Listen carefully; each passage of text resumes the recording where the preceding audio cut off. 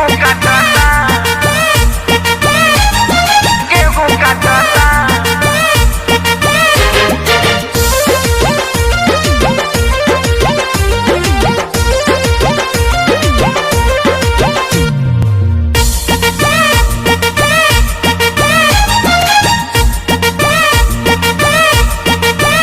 गेहूं झाड़ता खेत में सारता,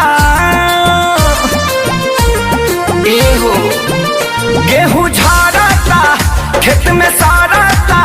रोज देखी देखी हमर कलेजा फटता। भतारी साला सब दिन के गेहूं काटता, भतारी साला सब दिन के गेहूं काटता।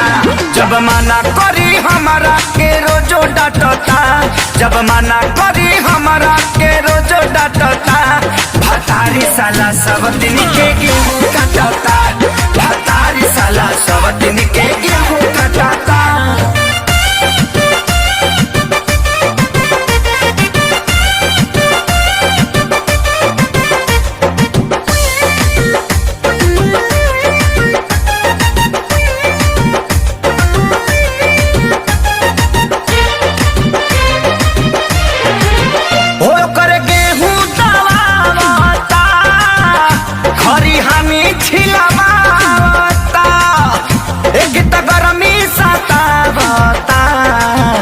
किसी किसी मुहावता ए सखी सुनो ना ए हो कर गेहूं दवावता, हरी हानि छिलवावता। हो कि तो गरमी सतावता, किसी किसी मुहावता। दुखवा साही हो कैसे कही हो, भइल कुकुर के रहन जूठे पतल चाटता।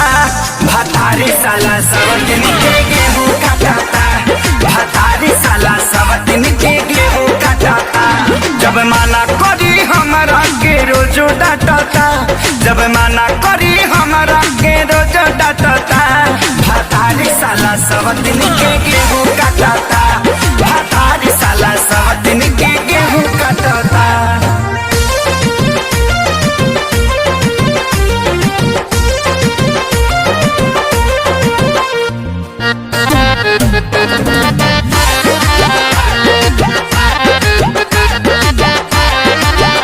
मेरा मर्द खेसारी हो, निकले मुहवा से गारी हो।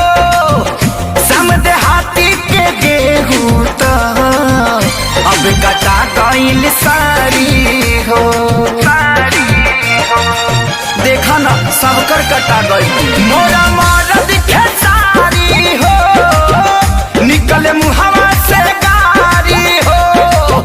समझे हाथी के गेहूं तो कटा गइल सारी हो।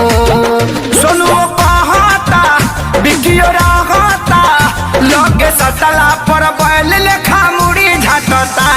भतारी हमारे सब दिन के गेहूं काटता, भतारी हमारे सब दिन के गेहूं काटता। जब मना करी हमारे के रोजो डांटता, जब मना करी हमारे के रोजो डांटता। भतारी हमारे सब दिन के गेहूं काटता, भतारी हमारे सब दिन के गेहूं काटता। भतारी साला सब दिन के गेहूं काटता, भतारी साला सब दिन